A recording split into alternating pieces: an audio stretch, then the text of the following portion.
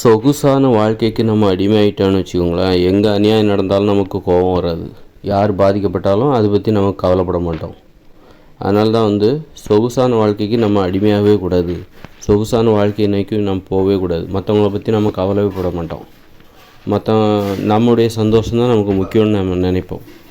அதனால தான் ஒரு ஆடம்பரமாக ஏன் வாழக்கூடாது, சொகுசாக வாழ வேண்டும் என ஏன் எதுக்காக ஆசைப்படக்கூடாது அப்படின்னாக்கா, மற்றவங்க பாதிக்கப்பட்டால் அதை பற்றி நம்ம கவலைப்பட மாட்டோம். நமக்கு சுயநலம் அதிகரிச்சிடும். பிறர் மீது ஒரு நலன் இருக்காது, பிறர் மீது ஒரு அக்கறை இருக்காது. நாம் நல்லா இருக்கிறோம், அதை பாதுகாத்துக்கணும் அப்படின்னு தான் நமக்கு தோணுமே தவிர, மற்றவங்க பாதிக்கப்படுறாங்களே, மற்றவங்க ஏழையாக இருக்காங்களே, மற்றவங்க சாப்பாட்டுக்கு கஷ்டப்படுறாங்களே அப்படிங்கிற அந்த கவலை வராது. ஏன்னா நாம் ரொம்ப சொகுசாக இருக்கிறோன்னு வச்சுக்கோங்களேன். அந்த சொகுசான வாழ்க்கையை பாதுகாக்கிறது ரொம்ப கஷ்டம். அதை வேற பாதுகாக்கணும். சொகுசான வாழ்க்கையை உருவாக்குறது கஷ்டம், அப்புறம் அந்த சொகுசான வாழ்க்கையை பாதுகாக்கிறது கஷ்டம். அந்த கவலை வந்துடும். அந்த சொகுசான வாழ்க்கை, ஆடம்பரமான வாழ்க்கை, அந்த ஆடம்பரமான வாழ்க்கையை பாதுகாப்பதில் எப்படி பாதுகாக்கிறது, எப்படி தக்க வச்சுக்கிறது அப்படிங்கிற கவலை நமக்கு வந்துடும். அப்போ நம்ம இங்கே ஏழைகள் சாப்பிடாமல் இருக்காங்க, அல்லது பசியோடு இருக்காங்க, வறுமையோடு இருக்காங்க, அல்லது பாதிக்கப்படுறாங்க, குற்றங்களால் பாதிக்கப்படுறாங்க, அதை பற்றி அவங்கள பற்றி நம்ம கவலைப்பட மாட்டோம். ஏன்னா நம்மளை பற்றின கவலை நமக்கு அதிகமாகிடும். ஏன்னா நாம் இப்போ ஆடம்பரமான ஒரு வாழ்க்கைக்குள்ளே நுழைஞ்சிட்டோன்னு வச்சுக்கோங்களேன். அப்புறம் சொகுசான ஒரு வாழ்க்கைக்குள்ளே நுழைஞ்சிட்டோம் அப்படின்னா, அந்த சொகுசான வாழ்க்கையை பாதுகாக்கணும். அது இன்னும் கஷ்டம் நமக்கு. சொகுசான வாழ்க்கையை பாதுகாக்கிறதுக்காக நம்ம போராடணும், தினம் போராடணும். நிம்மதியாக இருக்க முடியாது. ஏன்னா நிறைய செலவு பண்ணணும். நீங்கள் சொகுசாக வாழ்கிறீர்கள் என்றால் அதற்காக தினம் செலவு செய்ய வேண்டும். நீங்கள் உங்கள் வீட்டில் 4-5 பேரை வேலைக்கு வச்சுருப்பீங்க, அவங்களுக்கு சம்பளம் கொடுக்கணும். அதுக்காக நீங்கள் உழைத்து கொண்டே இருக்க வேண்டும். ஓய்வு எடுக்க முடியாது, சும்மா இருக்க முடியாது, வேலை செஞ்சே ஆகணும். கடுமையாக உழைத்தாக வேண்டும். அப்புறம் பார்த்திங்கன்னா உழைத்தாகணும். அப்புறம் பார்த்திங்கன்னா நீங்கள் நிறைய பொருட்கள் வாங்கி போட்டுருவீங்க. ஏசி, அதுக்கெல்லாம் கரண்ட் பில் கட்டணும். இப்படி நிறைய அந்த ஒரு சொகுசான வாழ்க்கையை பராமரிப்பதற்காகவே நீங்கள் நிறைய சம்பாதிக்கணும். அப்போ கார் வாங்கிடுவீங்க, அதுக்கு தேவை, பெட்ரோல் தேவை, காருக்கு டியூ கட்டணும், அப்படி இப்படின்னு சொல்லிவிட்டு உங்களை பற்றின கவலை தான் உங்களுக்கு பயம் வந்துடும். உங்களை பற்றின கவலை தான் உங்களுக்கு அதிகமாக இருக்கும். மற்றவங்கள பற்றி கவலைப்பட மாட்டீங்க. மற்றவங்க ஏன்னா உங்கள் நிலைமே நீங்கள் கொஞ்சம் அசந்திங்கன்னா நீங்கள் பாதிக்கப்படுவீங்க. ஏன்னா உங்களால் டியூ கட்ட முடியாமல் போயிடும், அல்லது வேலைக்காரங்களுக்கு சம்பளம் கொடுக்க முடியாமல் போயிடும். கொஞ்சம் நீங்கள் அசந்து உங்கள் தொழிலில் நஷ்டத்தை சந்திச்சிங்கன்னு வச்சுக்கோங்க, உங்களுக்கு நீங்கள் பேங்க்கு நீங்கள் லோன் வாங்கின டியூவை கட்ட முடியாமல் போயிடும். வேலைக்கு வச்சுருக்கிற பெரிய வீடை கட்டியிருப்பீங்க, 4 பேரை வேலைக்கு வச்சுருப்பீங்க, அவங்களுக்கு சம்பளம் கொடுக்க முடியாமல் போயிடும். இப்படி நிறைய கரண்ட் பில் கட்ட முடியாமல் போயிடும். ஏசி அது இதுன்னு வாங்கி வச்சுருப்பீங்க, ஃப்ரிட்ஜ் அது இதுன்னு வாங்கி வச்சுருப்பீங்க. அதனால் ரொம்ப சொகுசான வாழ்க்கையை வாழவே கூடாது. வாழ்ந்தீங்கன்னா மற்றவங்கள பற்றி கவலைப்பட மாட்டீங்க, உங்களை பற்றி தான் நீங்கள் கவலைப்படுவீங்க. மற்றவங்கள பற்றி நீங்கள் கவலைப்படுகிற அந்த இது உங்களுக்கு வராது. அதனால தான் யாரோ ஒருத்தர், இல்லை அவர் வசதியாக தானே வாழ்கிறாரு, அவர் மற்றவங்களுக்காக உதவுறாரு அப்படி நீங்கள் யாரோ ஒருத்தரை காரணம் காட்டலாம். ஆனால் ஓரிருவர் மட்டும்தான் அப்படி விதிவிலக்காக இருப்பார்கள். மற்றபடி எல்லோருமே வசதியாக வாழ்கிற, ஒரு சொகுசாக வாழ்கிற, ஆடம்பரமான வாழ்க்கையை நோக்கி போகிற அந்த மாதிரி வாழ்க்கை வாழ்கிறவர்களால் மற்றவர்களை பற்றி கவலைப்பட மாட்டாங்க. ஏன்னா அவங்களுடைய வாழ்க்கை இருக்குல்ல, அந்த சொகுசான வாழ்க்கையை தக்க வச்சுக்கிறதே அவங்களுக்கு மிகப்பெரிய போராட்டம். அது ஒரு கம்பி மேலே நடக்கிற மாதிரி தான். கொஞ்சம் இதாக இருந்தாலும் கீழே விழுந்துருவாங்க. அப்போ எல்லோரும் சிரிப்பாங்க. புது பணக்காரன் இப்போ தான் பெரிய வசதியாக வாழ்ந்தார், இன்றைக்கி பாரு அப்படி ரொம்ப பந்தாக காட்டினார், அந்த பொம்பளை ரொம்ப பந்தாக காட்டினா, பெரிய வீடை கட்டிட்டு ரொம்ப சொகுசாக இன்றைக்கி பாரு நஷ்டம், எல்லாம் தெருவுக்கு வந்துட்டாங்க அப்படின்னு 4 பேர் சிரிப்பாங்க. அதுக்கு பயந்துக்கிட்டே அவங்க என்ன பண்ணுவாங்க, அப்படி 4 பேர் சிரிச்சிடக்கூடாது அப்படிங்கிறக்காக புலி வேலை பிடிச்ச கதை தான் இந்த சொகுசான வாழ்க்கை என்பது. புலி வேலை பிடித்த கதை தான். அதனால் என்றைக்குமே சொகுசான வாழ்க்கையை நோக்கி போகக்கூடாது. அதாவது நம்மளுடைய தகுதி என்ன தெரியுமா, மற்றவங்கள பற்றி கவலைப்படுறது தான். அதாவது நம்மளை பாதிக்கப்படுகிறவர்களை பற்றி கவலைப்படுவது தான் ஒரு மனிதத்தன்மையான. அந்த மனிதத்தன்மையை நம்ம இழந்துடக்கூடாது. பாதிக்கப்படுகிறவர்கள், அதாவது வறுமையால் பாதிக்கப்படுகிறவர்கள், பசியால் பாதிக்கப்படுகிறவர்கள், குற்றங்களால் பாதிக்கப்படுகிறவர்கள், அந்த மாதிரி பாதிக்கப்படுறாங்கள்ல, சாதியால், மதத்தால், பொருளாதார ஏற்றத்தாழ்வுகளால் பாதிக்கப்படுறாங்கள்ல, அவங்கள பற்றி கவலைப்படுறது தான் நம்முடைய தகுதி. அதை நம்ம பாதுகாத்துக்கணும். நம்ம சொகுசான வாழ்க்கைக்குள்ளே போயிட்டோம்னு வச்சுக்கோங்க, அப்புறம் அவங்கள பற்றி கவலைப்படாமல் நம்மளை பற்றி கவலைப்பட்டே ஆகணும். வேறு வழியே கிடையாது. நீங்கள் உங்களை பற்றி கவலைப்படாமல் மற்றவங்கள பற்றி கவலைப்பட்டிங்கன்னா, நீங்கள் உங்கள் தொழிலில் நஷ்டம் ஏற்பட்டுச்சுன்னா நீங்கள் அதோட பாதாளத்துக்கு போயிடுவீங்க. அப்புறம் கடினமாக நீங்கள் உங்கள் சொகுசான வாழ்க்கைக்கு போயிட்டீங்கன்னு வச்சுக்கோங்க, உங்கள் சொகுசான வாழ்க்கையை பாதுகாப்பதற்காக கடினமாக உழைக்க வேண்டிய நிலை வந்துடும். கடினமாக முரட்டுத்தனமாக தூங்குற கூட நேரம் இல்லாமல் எப்பவும் ஓடிக்கிட்டே இருப்பீங்க. அப்படி இருக்கும்போது நீங்கள் மற்றவங்கள பற்றி எங்கே கவலைப்படுவீங்க? அதனால் சொகுசான வாழ்க்கை, அதே நேரத்தில் இந்த இயந்திர அறிவியல் உலகில் உங்களுக்கு எது தேவை? ஒரு சின்ன வீடு, ஒவ்வொருத்தருக்கும் ஒரு சிறிய வீடு, ஒரு 8 அடி அகலம், ஒரு 10 அடி நீளம், அப்புறம் கொண்ட ஒரு அறை, அப்புறம் ஒரு சமையலறை, ஒரு கழிவறை, ஒரு குளியலறை, அவ்வளோதான் ஒருத்தருக்கு தேவை. அதுக்குள்ளே நீங்கள் பெரிய டிவி வச்சுக்கோங்க, அதுக்குள்ளே நீங்கள் எதை வச்சுக்கணுமோ, எதெல்லாம் தவிர்க்க முடியுமோ அதை தவிர்த்துக்கோங்க. ஃப்ரிட்ஜு தேவையில்லைன்னா தவிர்த்துக்கோங்க. ஃப்ரிட்ஜெல்லாம் தேவையில்ல, எனக்கு அப்படி தான் தோணுது. இதெல்லாம் தவிர்க்கலாம், ஃப்ரிட்ஜை தவிர்க்கலாம். ஆனால் டிவி ஓகே, அது நம்ம தவிர்க்க வேண்டாம், அது நல்ல விஷயந்தான் அப்படின்னு நீங்கள் எடுத்துக்கலாம். அது ஏன்னா எல்லாருமே தனிமையில் இருக்காங்க. அப்போது உங்களுக்கு பொழுதுபோக்குறதுக்கு டிவி ரொம்ப தேவை. நிறைய திரைப்படங்களை பார்க்கலாம். தினம் 1 மணி நேரம் திரைப்படங்களை பார்க்குறதுக்கு நீங்கள் அதுக்காக ஒரு பெரிய டிவி தேவை தான். அது மாதிரி ஒரு பெட்டெல்லாம் தேவையில்லை. ஏன்னா பெட்டில் படுக்கக்கூடாது, படுத்தா அது உடம்பு வலிக்கும். அது உங்கள் உடம்புக்கு முழுமையாக ஓய்வு எடுக்க முடியும். நீங்கள் என்ன தான் பெட்டில் படுத்தாலும் உங்கள் உடம்பு ஓய்வை அனுபவிக்காது. உங்கள் உடம்புக்கு அது ரணமாகத்தான் மாறும், வலியை தான் கொடுக்கும். அதனால் பெட்டில் படுக்கிறது ரொம்ப மோசமான விஷயம். அதனால் நீங்கள் ஒரு கட்டிலில் படுக்கலாம், தப்பு இல்லை. கட்டிலில் ஒரு பாய் விரித்து படுங்க. அந்த மாதிரி ஒரு ரூம், அந்த மாதிரி தான் நம்ம எதை சேர்த்துக்கணும், எதை வாங்கணும், எதை தவிர்க்கணும் அப்படிங்கிறதுல கவனமாக இருக்கணும். சொகுசான வாழ்க்கைக்குள்ளே போயிடக்கூடாது, யாரையும் வேலைக்கு வச்சுக்கக்கூடாது. ஒரு தரமான ஒரு காங்கிரீட் வீட்டில் வசிக்கலாம், தப்பே கிடையாது. குடிசையில் தான் வசிக்கணுங்கிற அவசியம் இல்லை, தரமான காங்கிரீட் வீட்டில் வசிக்கணும். அப்புறம் எல்லோரும் இதே மாதிரியான வீடில் நாம் எந்த வாழ்க்கை வாழ்கிறோமோ அந்த வாழ்க்கையை மற்றவங்களும் வாழணும்னு நினைக்கணும். நீங்கள் சொகுசாக வாழ்கிறீங்கன்னு வச்சுக்கோங்களேன், அந்த வாழ்க்கையை மற்றவங்களும் வாழணும்னு நினச்சிங்கன்னா அதில் அர்த்தம் இல்லை. அந்த மாதிரி ஒரு வாழ்க்கையை எல்லோரும் வாழ முடியாது. ஒரு எளிமையான ஒரு வாழ்க்கையை தான் எல்லாருக்கும் கொடுக்க முடியும், எல்லாராலையும் அது வாழ முடியும். நீங்கள் சொகுசாக பங்களாக்களில் வாழ்கிறோம், அப்போ நீங்கள் நினைப்பீங்களா எல்லோரும் இந்த மாதிரி ஒரு வாழ்க்கை வாழணும்னு நினைக்க முடியுமா? அப்படி நினைக்கிறீங்கன்னா அது தவறான புரிதல் தான். அப்படி ஒரு வாழ்க்கையை எல்லாருமே வாழ முடியாது. எளிமையான வாழ்க்கையை தான் எல்லாருமே வாழ முடியும், சொகுசான வாழ்க்கையை எல்லோரும் வாழ முடியாது. ஏன்னா ஒரு சொகுசான வாழ்க்கை, பெரிய பங்களா கட்டுறீங்க, அதில் 4 பேர் வேலைக்கு வைக்கணும். அப்போது வேலை செய்கிறவங்க வறுமையில் இருந்தால் தான் அவங்க உங்கள் வீட்டுக்கு வேலைக்கு வருவாங்க. நீங்கள் சொகுசாக பெரிய பங்களா கட்டி வச்சுருக்கீங்களா, அந்த பங்களாவில் வேலை செய்கிறதுக்கு 4 வேலைக்காரங்க தேவை. அவங்க வறுமையில் இருந்தால் தான் வீட்டு வேலை செய்கிறதுக்கு உங்கள் வீட்டை தேடி வருவாங்க. அதனால் சொகுசான வாழ்க்கை என்பது அது எல்லாருக்கும் பொதுவானதாக மாற்ற முடியாது, பரிந்துரைக்க முடியாது. அதனால் எளிமையாக நீங்கள் வாழ்கிற வாழ்க்கை, நீங்கள் என்னெல்லாம் இந்த உலகத்தில் அனுபவிக்கிறீங்களோ அது மற்றவங்க அனைவருக்கும் கிடைக்கணும்னு நினைங்க. நீங்கள் அனுபவிக்கிற அந்த ஒரு வாழ்க்கை இருக்குல்ல, அது அனைவருக்கும் வேண்டும், அது மட்டும் நினச்சா போதும். எல்லோரும் சொகுசாக வாழணும்னு நினைக்காதீங்க, அது நடக்காத காரியம். எது நடக்க முடியும் அப்படிமோ அதை நீங்கள் நினைங்க. எது சாத்தியம், எளிமையான ஒரு வாழ்க்கை, ஒரு 8 அடி அகலம், 10 அடி நீட்டம் கொண்ட ஒரு அறை, ஒரு குளியலறை, ஒரு சமையலறை, ஒரு கழிவறை, இது ஒரு காங்கிரீட் கட்டிடம். இதுதான் ஒருத்தர் வசிப்பதற்கான வீடு. இந்த வீடு ஒவ்வொருவருக்கும் கிடைக்க வேண்டும் என்று ஆசைப்பட வேண்டும். அப்புறம் உணவுகள் பார்த்திங்கன்னா, மாமிச உணவுகள்லாம் ஆடம்பரமான சொகுசான உணவுகள், அது அனைவருக்குமே கிடைக்காது. மாமிச உணவுகள் என்பது இந்த உலகில் உள்ள அனைவருக்குமே கிடைக்காது. அதனால் அந்த உணவை நீங்கள் யாருக்குமே பரிந்துரைக்காதீங்க. எல்லாருக்கும் இந்த உணவு கிடைக்கணும்னு நினைக்காதீங்க. அதனால் காய்கறிகள், பழங்கள், மனிதத்தன்மையை பாதுகாக்கிற, மற்றவர்களை பற்றி கவலைப்பட வைக்கிற உணவுகளை நீங்கள் சாப்பிடுங்க. நீங்கள் மாமிசம்லாம் சாப்பிட்டீங்கன்னா மற்றவங்கள பற்றி கவலைப்பட மாட்டீங்க.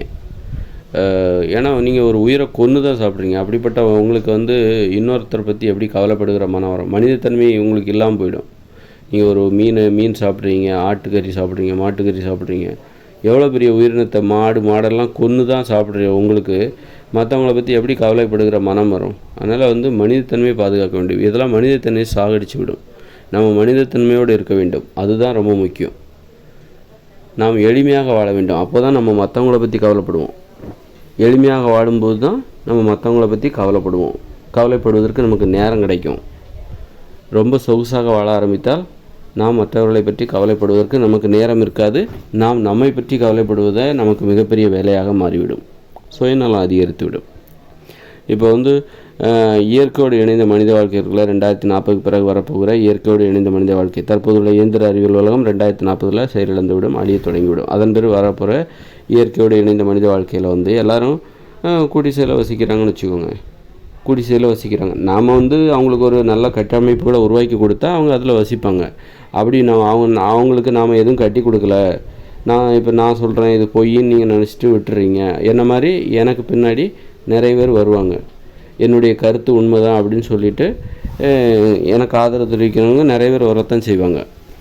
அப்படி வந்தாலும் அந்த கருத்தை இந்த உலகம் ஏற்றுக்காமல் இல்லை அப்படின்னு கண்மூடித்தனமாக இந்த இயந்திர அறிவு இப்போதுள்ள வாழ்க்கையை தொடர்ந்து கொண்டிருக்கிறார். திடீர்னால இந்த இயந்திர அறிவியல் உலகம் அழிவையும் சரிவையும் சந்திக்கும். அப்போ நீங்கள் திடீர்னால இந்த இன்னொரு உலகத்தை உருவாக்க முடியாது. நான் சொல்லுகிற இன்னொரு உலகத்தை நீங்கள் உருவாக்க முடியாது. முன்கூட்டியே எல்லோரும் ஒன்று கூடி திட்டமிட்டு உருவாக்குனா தான் முடியும். அப்போது அப்படி உருவாக்காத சமயத்தில் எல்லோரும் குடிசையில் தான் வசிப்போம், வேறு வழியே இல்லை. 2040க்கு பிறகு 2040க்குள்ளே நாம் நான் சொல்லுகிற ஒரு உலகத்தை, நான் வடிவமைத்திருக்கிற அந்த உலகத்தை நீங்கள் உருவாக்கவில்லை என்றால் 2040க்கு பிறகு நாம் குடிசையில் தான் வசிப்போம். உங்கள் பிள்ளைகள், நீங்கள், உங்கள் பிள்ளைகள், உங்கள் பேர பிள்ளைகள் எல்லோரும் குடிசையில் தான் வசிப்பாங்க. மழை, வெயில், பெரிய புயல், சூறாவளி எல்லாத்துலேயும் அந்த குடிசையில் கடந்து நாம் அவஸ்தைப்பட போகிறோம். அப்போ குடிசையில் வசிக்கிறாங்கன்னு வச்சுக்கோங்களேன். அப்போது மழை தண்ணி வரும்,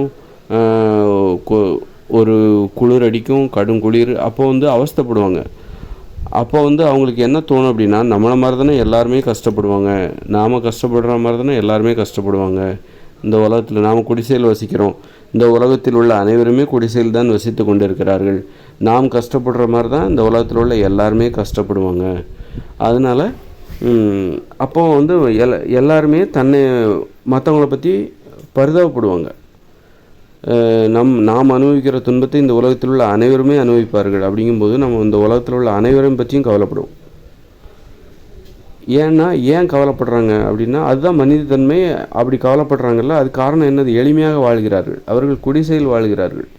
அதனால்தான் அவர்கள் மற்றவர்களை பற்றி கவலைப்படுகிறார்கள். அவர்களைப் போல், நம்மை போல் தான் மற்றவர்களும் பாதிக்கப்படுகிறார்கள் என்பதால் அவர்கள் கவலைப்படுகிறார்கள். ஒருவேளை ஒருத்தர் சொகுசாக வாழ்கிறாருன்னு வச்சுக்கோங்களேன், இயற்கையோடு இணைந்த மனித வாழ்க்கை, நான் சொல்லிட்டேன் இந்த மாதிரி ஒரு உலகம் வரப்போகுது 2040க்கு பிறகு அப்படின்னோடனே, ஒருத்தர் உண்மையில் அதை நம்பி என்ன பண்ணுறாரு, அவர் குடும்பத்தை, ஒரு தெரிஞ்சவங்க எல்லாத்தையும் கூட்டிகிட்டு போயிட்டு ஒரு பெரிய 100 ஏக்கர் நிலத்தை வளைச்சி போட்டு அங்கே முன்கூட்டியே ஒரு பாதுகாப்பான வீட்டை கட்டுறாரு. கிணறுகள், அதாவது குடிநீர் தேவைக்காகவும் விவசாயத்திற்கு தேவையான நீராதாரத்திற்காகவும் அவர் கிணறுகளை தோண்டி பக்காவாக முன்கூட்டியே அவர் செட்டில் ஆகிட்டார். முன்கூட்டியே எல்லா வசதிகளையும் ஏற்படுத்தி விட்டார்னு வச்சுக்கோங்க. அப்போது அவருடைய சொந்தக்காரங்க, அவரோட சேர்த்து அவருடைய சொந்தக்காரங்க ஒரு 10-15 குடும்பம் இருக்குது. அவங்க ஒரு 100 பேர் 150 பேர் இருக்காங்கன்னு வச்சுக்கோங்க.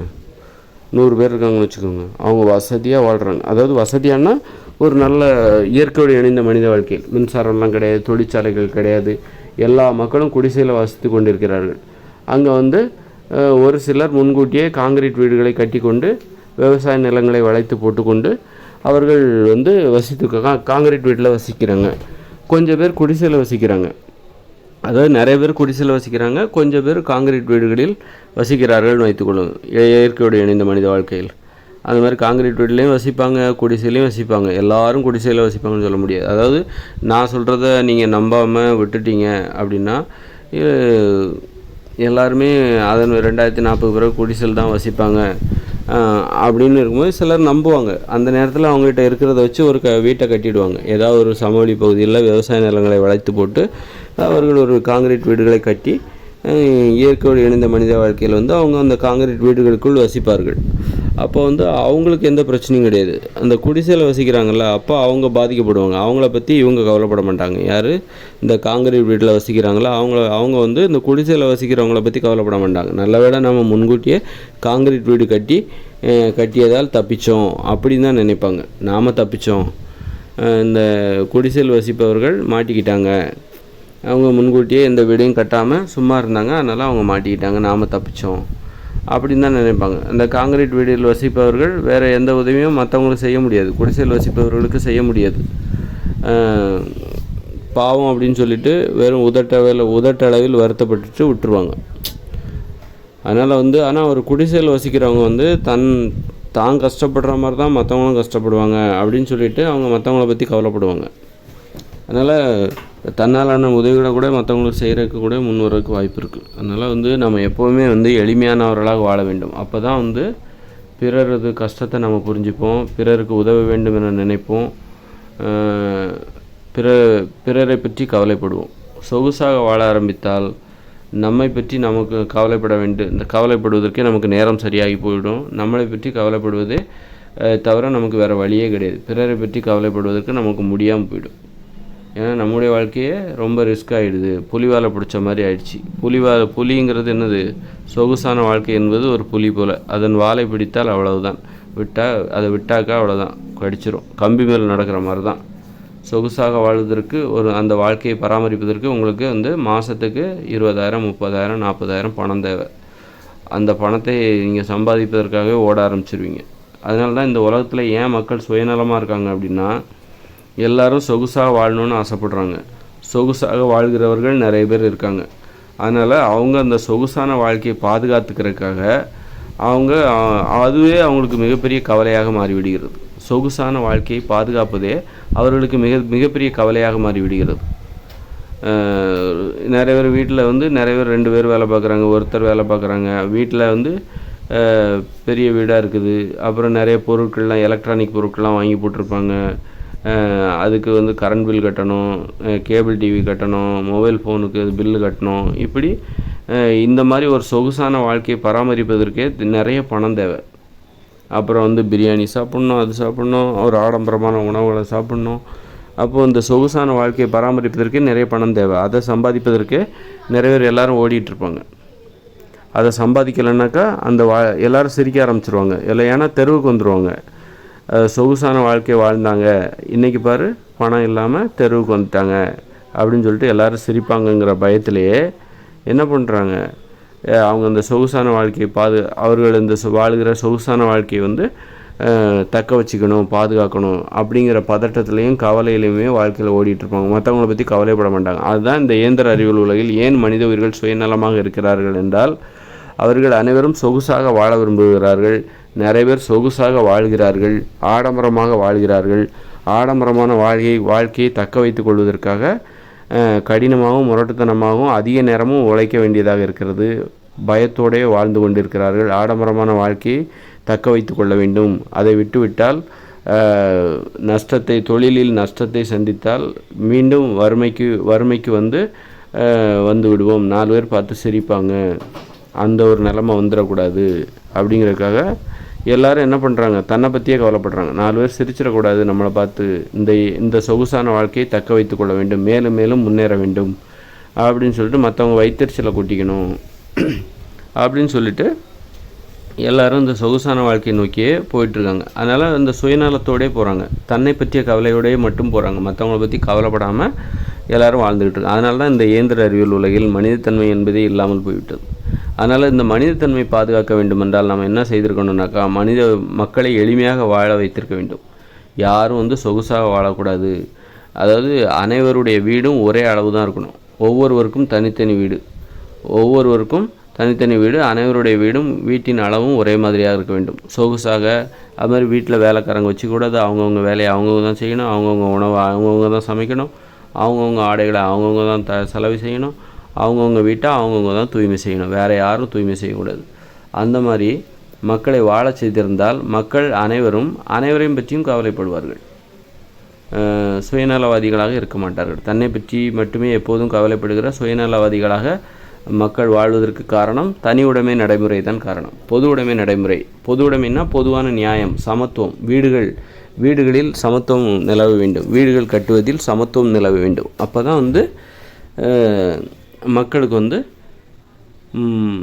எல்லோரும் நாம் எல்லாம் ஒன்று தாங்கிற நினைப்பு வரும். அப்போ தான் மற்றவங்கள பற்றி கவலைப்படுவாங்க. நம்மளை மாதிரி தான் மற்றவங்களும், நமக்கு என்ன கஷ்டம் இருக்கோ அதுதான் மற்றவங்களுக்கு, நமக்கு என்ன இன்பம் இருக்கிறதோ அதுதான் மற்றவங்களுக்கு, மற்றவர்களிடமிருந்து நாம் எந்த வகையிலும் வேறுபட்டு விடவில்லை, நமக்கு இருக்கிற எல்லா கவலைகளும் பிரச்சனைகளும் மற்றவங்களுக்கு இருக்குது அப்படிங்கிற நினப்பு வரும். இன்றைக்கி பார்த்திங்கன்னா நாம் கஷ்டப்படுறோம், அவன் நல்லா இருக்கிறான், வசதியாக இருக்கிறான். அப்போது மக்களுக்கு பொறாமை, வைத்தறிச்சல். அவன் எப்படா நல்லா இருக்கிறான், அவன் எப்படா அழிவான், அவள் நல்லா இருக்கிறா, வசதியாக இருக்கிறா, சொகுசாக இருக்கா, அவளுக்கு ஒரு அழிவு வராதா அப்படின்னு நினைக்கிறாங்க.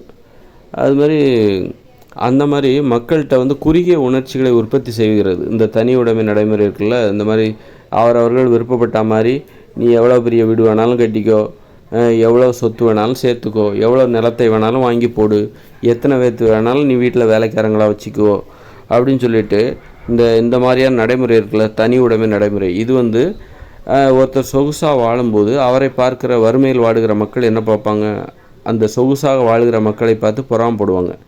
நம்மளால் அப்படி ஒரு வாழ்க்கை வாழ முடியலையே அப்படின்னு பொறாமப்படலாம். அல்லது நம்மளால் தினசரி சாப்பாட்டுக்கு கூட கஷ்டப்படுறோம், ஆனால் அவங்க பாரு எப்படியெல்லாம் வசதியாக வாழ்கிறாங்க, நமக்கு தேவையான ஊட்டச்சத்தான உணவுகள் நமக்கு கிடைக்க மாட்டேங்குது, நம்முடைய பிள்ளைகளுக்கு கிடைக்க மாட்டேங்குது, படிக்கிறதுக்கு கஷ்டப்படுறாங்க, படிக்க வைக்க முடியலை, ஆனால் அவங்க பாருங்கள் ஏகப்பட்ட பணத்தோடு சொகுசாக வாழ்ந்து கொண்டு இருக்கிறார்கள். அதனால் அவங்களுக்கு ஒரு அழிவு வந்தால் இவங்களுக்கு சந்தோஷமாக இருக்கும். அப்போ மக்களின் மனதில் குறுகிய உணர்ச்சிகளை, கெட்ட குணங்களை உற்பத்தி செய்வதற்கு இந்த தனி உடைமை நடைமுறை காரணம், சமத்துவமற்ற ஒரு வாழ்க்கை முறை காரணமாக இருக்கிறது. அந்த தனி உடைமை நடைமுறை காரணமாக இருக்கிறது. அதனால் பொது உடைமை, எல்லா வீடும் ஒரே மாதிரி இருக்கணும், எல்லாருக்கும் ஒரே அளவில் வீடு, அப்படி இருந்தால் தான் மக்கள் நல்லவர்களாக இருப்பார்கள். ஏன்னா நம்மளை மாதிரி தான் மற்றவங்க, அதனால் நாம் நல்லா இருக்கணும்னு நினைக்கும்போது மற்றவங்களும் நல்லா இருக்கணும் அப்படின்னு நினைப்பாங்க. அதனால் கெட்ட குணங்கள் மக்களிடம் வராது, எல்லோரும் நல்லா இருக்கணுங்கிற நினைப்பு வரும்.